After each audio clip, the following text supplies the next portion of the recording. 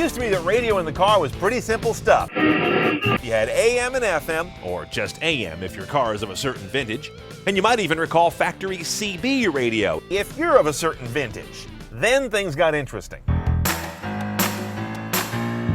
Now, radio remains the #1 listen in cars today by a wide margin, but it's undergoing the most changes ever since the arrival of the first car radio, the Motorola, a portmanteau of motor and Victrola.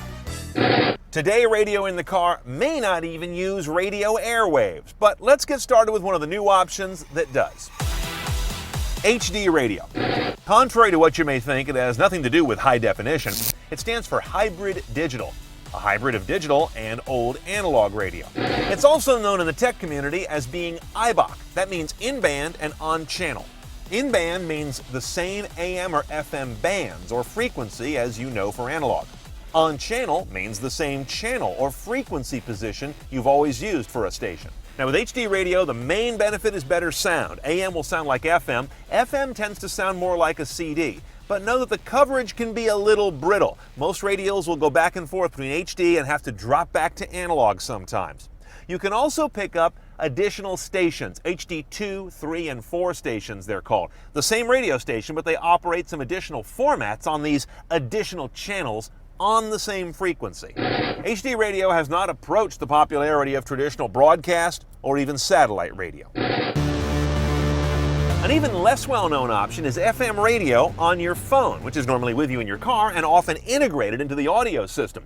But if you've got an FM radio in the dash, why would you use one here? Well, because if you use something called the Next Radio app, in conjunction with a phone that has an FM chip, not all do, you end up with a more visual, rich, searchable form of FM radio. Using Next Radio, you can not only tune FM, but also see full tag and album art info, as long as the station's entered it. And the newest version of the app does something really cool. You can see what's playing on every participating broadcast station in your area at once, instead of blindly stabbing at push buttons, chasing something you want to hear. Now the downsides are, iPhones don't have enabled FM chips, so you can't put the app on there. Most of the phones that do have the chip are on Sprint, very sparse on other carriers. But if you do have that lined up right, the app is free to get and free to use. Now we leave the airwaves and go to Pandora. This is, of course, the big dog among the so-called predictive streaming services. Pandora largely picks the music after you tell it something you like. And of course, you can tell it what songs you really like or really don't like as it plays them, so it learns more. It is by far the leading in-car streaming service, showing up today in more dashboards from the factory than any of the other streaming services. Apple CarPlay and Google's Android for Autos also bring up their respective music services in the dash in connection with your smartphone. Both these systems are real green still, and you'll need either a new car or a new car stereo to get them. Now, iHeartRadio is either an interesting blend or an odd hodgepodge, depending how you look at it.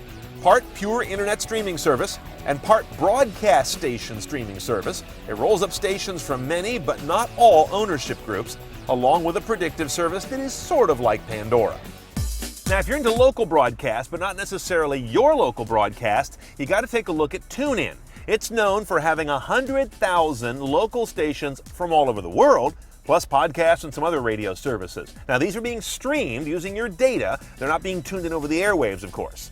And this app is showing up as a built-in option in dash on some cars like Ford, BMW, GM, Mini, and Tesla. And if you just want to listen to a library of your tracks and playlists, kind of iPod style, you can always tether to a track service on your phone like Google, Amazon, Spotify.